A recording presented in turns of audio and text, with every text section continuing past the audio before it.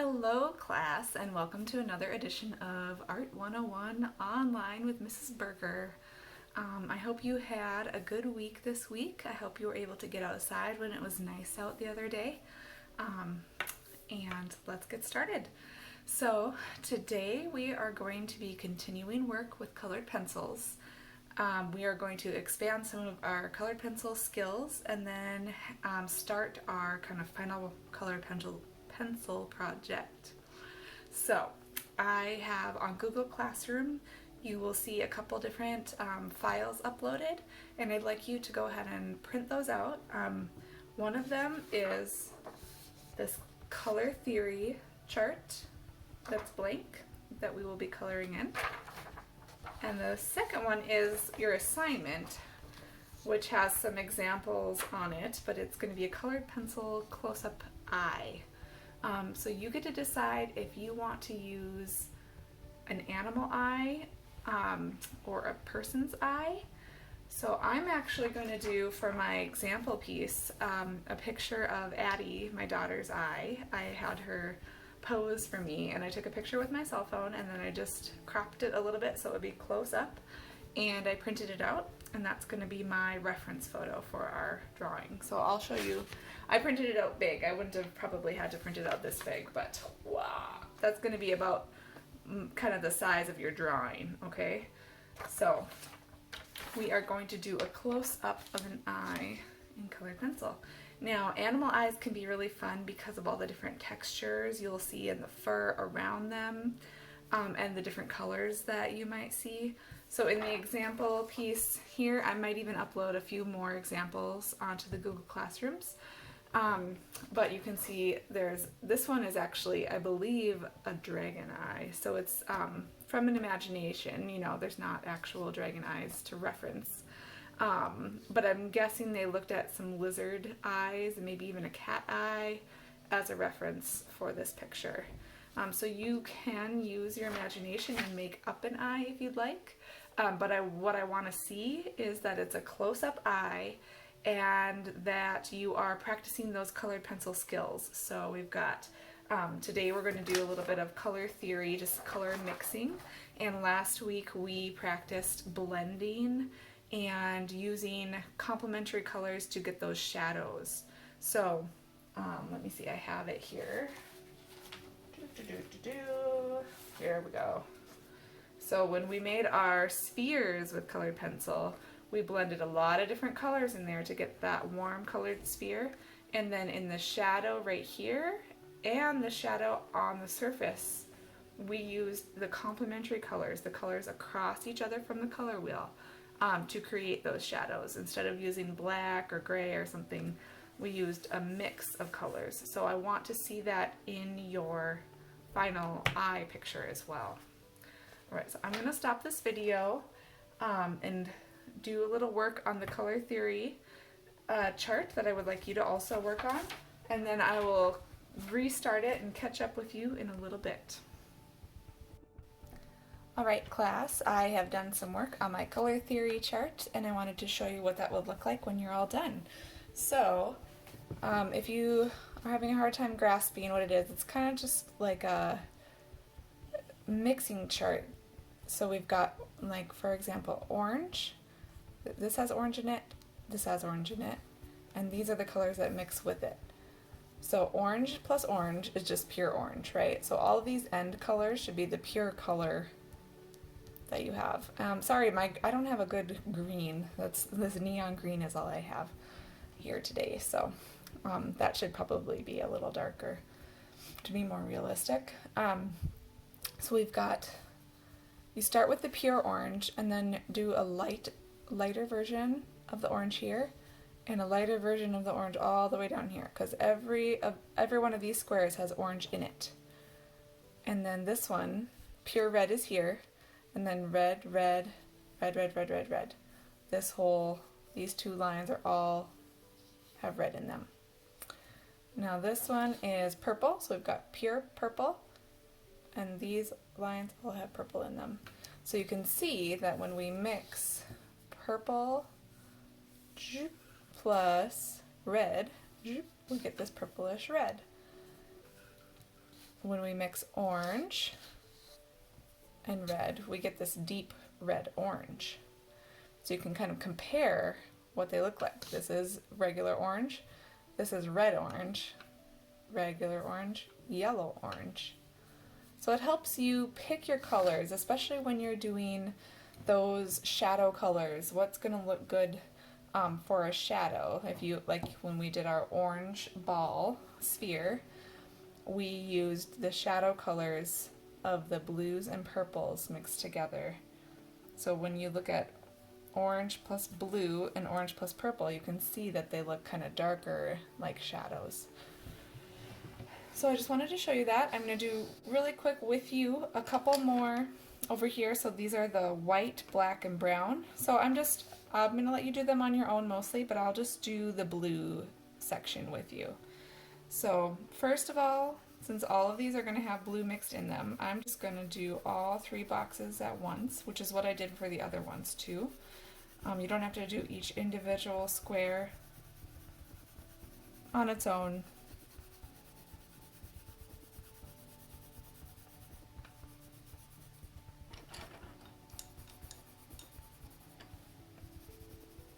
I still want you to practice doing those light layers like we did with our sphere, so that you don't see the lines from your colored pencil. I might come in and add more blue to these to darken them, but I'm starting with this light layer. You can tell the difference between this light layer and when I pushed harder with my colored pencil. See how much darker that blue is, or more pure, versus this, where you can see the paper through it a little bit. So I'm not pushing as hard. Alright, so now this one is white. So I go up to my blue and I'm going to add a layer of white over top of my blue. Now, like I told you in my previous video, this is going to do a lot of blending. So it's not going to lighten it up too much, but it will blend it together and we get rid of those colored pencil lines and it looks more smooth. You can actually buy a colored pencil that has no pigment inside. It's just the like clear wax essentially. It's called a burnisher or a blending tool. I think they're one and the same. I might be wrong about that. But what they do is they blend so you can go over things and get that nice polished look to it. So it's a slight bit lighter than these 2 squares, but mostly you can tell the difference because it is blended more. Alright, now black. Make sure it doesn't say black on here, but I'm going to use my Prismacolor just because they're a little higher quality. So I've got my Prismacolor black. And now I'm going to put a layer of black. We didn't use any black last week. This is just going to give you an idea of what it would look like if you did. You might on this project, but I still say generally stay away from the black because it's going to dull your color and won't be as rich. So that black kind of takes over. Now I'm going to add another layer of blue on top of that black. I did it kind of lightly, but I don't want to lose the color blue, so now I'm coming back over it.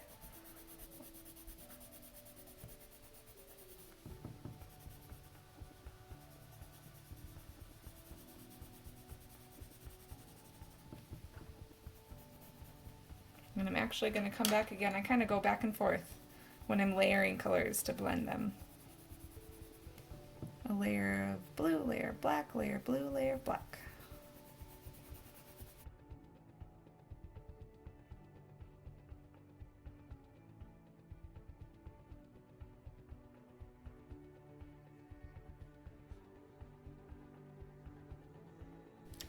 I have done most of the iris of the eye. That's the most important part. And it took me quite a long time. I did a lot of layers. So I started out with my blues. Started out with this blue and this one here. And I did a lot of light layers trying to follow the direction of the eye. Like that. And then I came in with some browns and some blacks and some purples for my darker shadow tones. I know I said we avoid black, but in this case I really needed it because that blue was already pretty dark, and I needed it to be actually dulled down a little bit so it wasn't quite so bright. I'm not even quite done with this. I'm still going to come in and tweak the layers that I've already got by adding some more shadows. And I just keep on coming in. So I just wanted to show you how I hold my pencil and how I'm going the direction of like towards the middle of the eye with my lines, because that's what our eyes, most eyes have, our direction, like they kind of go towards the center.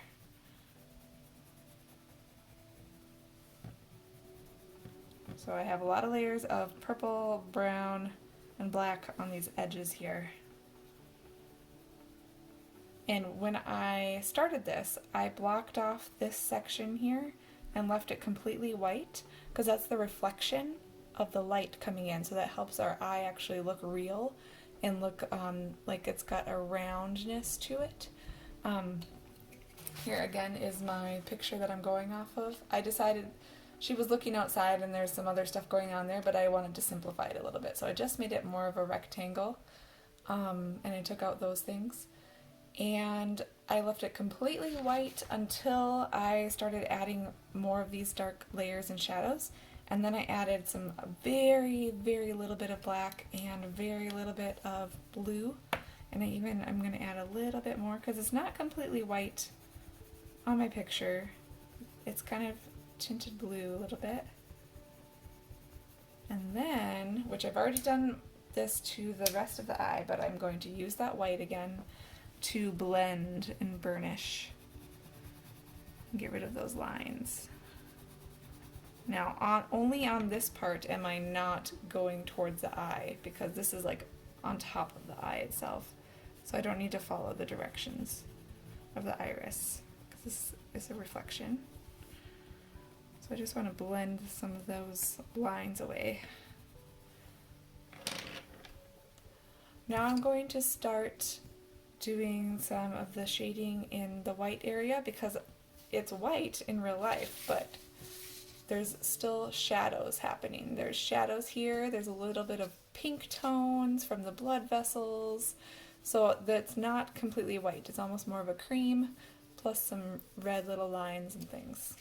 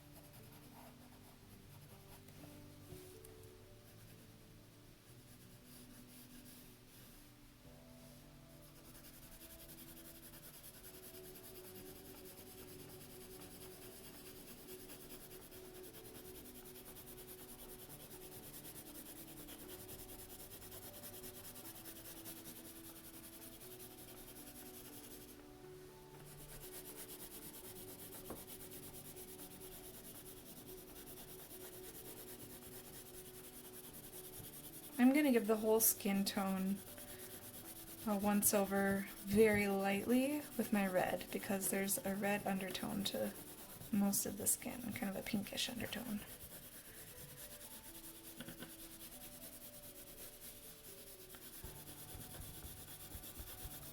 And I forgot to mention that I started my project with drawing the outline, the contour lines of my eyeball here, and I added some of the eyelashes and this crease line where there's darker shadows. I added those lines first on my drawing before I started any coloring.